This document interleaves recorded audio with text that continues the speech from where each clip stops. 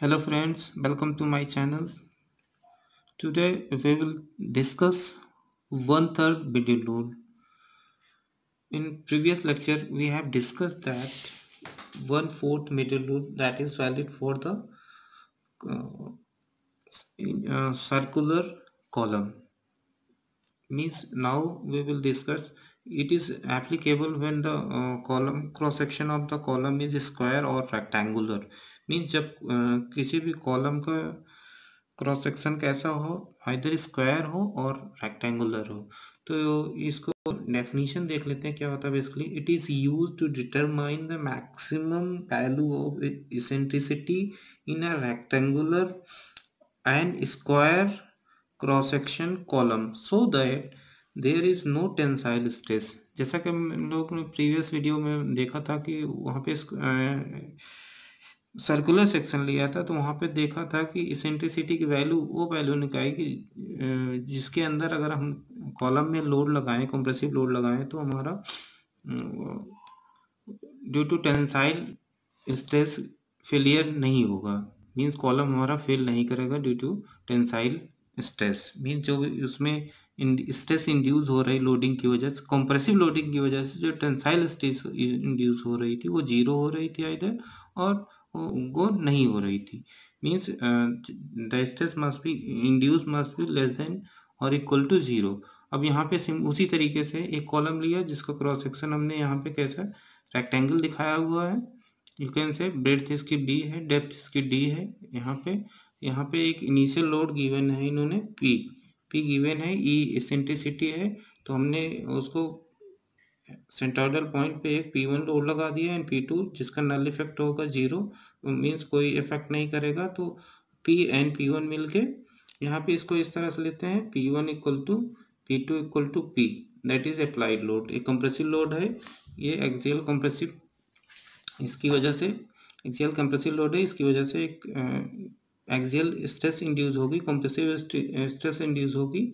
तो अब यहाँ पे हमें देखना है कि कहाँ पे मैक्सिमम होगी, कहाँ पे मिनिमम होगी। ये राइट साइड लिया है, राइट साइड ये होगा सिग्मा ए माइनस, ये माइनस सिग्मा बी ये होगी। क्योंकि माइनस क्यों होगी, कंप्रेसिव होगी यहाँ पे बेंडिंग स्ट्रेस, क्योंकि यहाँ पे जब ये कपल बनाएगा एम एक्स या एम वाई वाई इधर होगा, उसके काउंटर में इधर लगेगा ये resisting bending movement.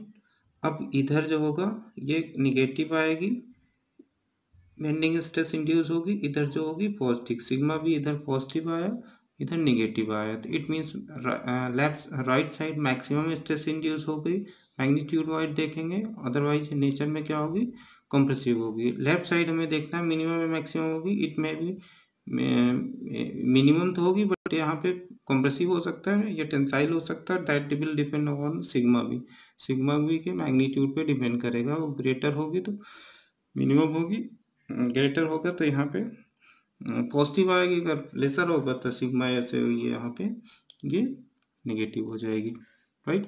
Okay, now अब सिग्मा ये क्या डायरेक्ट एक्सियल स्ट्रेस हो गई, जो कि एक्सियल लोड की वजह से P/BD निकाल लेंगे, P/area P2।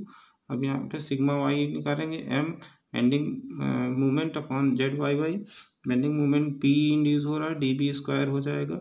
यहाँ पे जेड वाई वाई आपको समझना है, जेड वाई वाई क्या होगा, आई वाई वाई, क्योंकि बेंडिंग वाई वाई एक्सिस के अबाउट हो रही है, upon Y maximum.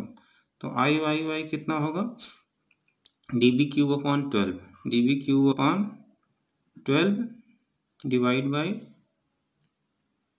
B/2 maximum, तो ये DB स्क्वायर बाई 6 आ जाएगा। तो यहाँ पे रखेंगे 6PE अपॉन DB स्क्वायर आ जाएगा। नाउ अब हम चाहते हैं कि इसमें कोई टेंसाइल स्ट्रेस इंड्यूस ना हो कॉलम में, जो भी है, क्योंकि ये कंप्रेसिव लोड के लिए डिजाइन किया जाता है, कंप्रेसिव स्ट्रेस होनी चाहिए। जो भी इसमें स्ट्रेस इंड्यूस हो वो कंप्रेसिव ही रहे, तो इसके लिए लेफ्ट साइड की स्ट्रेस लेस देन और equal to zero, means minimum stress that must be less than और इक्वल टू जीरो।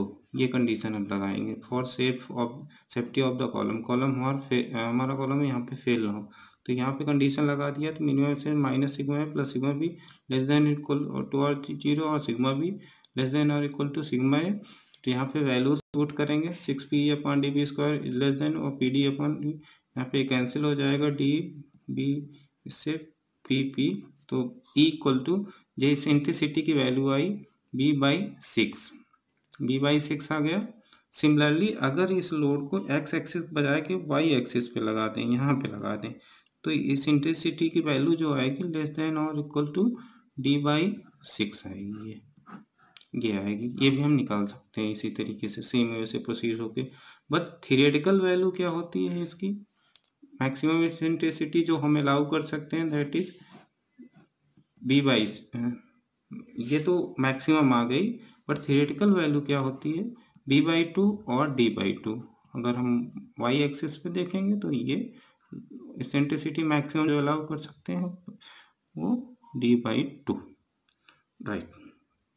अब इन दोनों का अगर रेशियो निकालते हैं, जो अभी हमने लिखा है मैक्सिमम एंड मैक्सिमम थियोरेटिकल, इन दोनों का अगर हम रेशियो यहाँ पे देखें तो ये आ जाता है आपका दिस मच। ये आप यहाँ पे देख सकते हैं, B/6 मैक्सिमम रख दिया जो अभी हमने कैलकुलेट किया, और B/6 और D/6, B/2 और D/2, इसे DB और DB कैंसिल होके 1/3 आ जाएगा। That's why it is called 1/3 middle load and it is applicable to square beam और रेक्टेंगुलर, स्क्वायर कॉलम और रेक्टेंगुलर कॉलम। कॉलम आपका रेक्टेंगुलर होगा या स्क्वायर होगा, तो इसमें ऑब्जेक्टिव में सर्कुलर कॉलम और इसे रेक्टेंगुलर और स्क्वायर कॉलम पे आपको ऑब्जेक्टिव में 1/3 मिडिल रूल से पूछ लिया जाता है कि क्या कहाँ पे हम लोड लगाएं, कितने इसेंट्रिसिटी पे लगाएं कि हमारा column due to tensile stress fail ना हो, हमारा कॉलम फेल ना हो। तो उसके लिए आपको याद रखना, यहाँ पे याद रखना है कि 1/4 circular beam, circular column use करते हैं एंड 1/3 रूल इन स्क्वायर और रेक्टेंगुलर बीम में यूज करते हैं। ओके, नाउ द कोर वो एरिया होता है जिसके अंदर हम लोड लगाएं तो हमारा कॉलम फेल नहीं होगा due to the tensile stress. Means tensile stress जो इंड्यूस होगी उसकी वैल्यू 0 होगी या 0 से कम होगी। मीन्स जो स्ट्रेस इंड्यूस होगी वो टेंसाइल नहीं होगी, कंप्लीटली वो क्या होगी? कॉम्प्रेसिव होगी। तो ये कॉलम हमारा कॉम्प्रेशन के लिए, क्योंकि columns are design such way that there is in strong in compressive load में वो स्ट्रांग होते हैं तो फेल होने का कोई चांस नहीं होता। तो इस जैसे यहाँ पे इसको हम कोर एरिया बोलेंगे, जो कि जिसका शेप कैसा आता है? इसका शेप आता है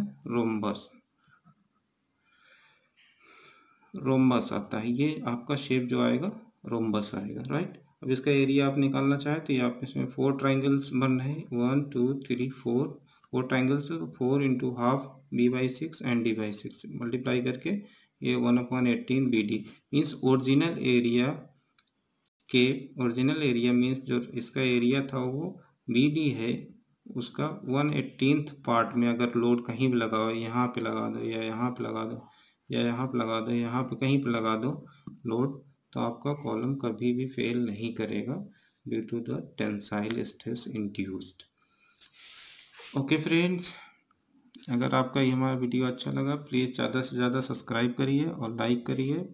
ये है बहुत इंपॉर्टेंट टॉपिक है जो आपके कॉम्पिटिटिव एग्जाम में, even SSC JEE RRB JEE, आप इनके सॉल्व पेपर उठा के देख लो, उनमें पूछा गया है डायरेक्टली। इवन गेट और ES में तो पूछा ही जाता है, वो बहुत important topic है। You can say these are the hot topics of the GATE and ES, but it is also equally important in SSC and UPSC exam. Okay, thank you very much. Have a nice day.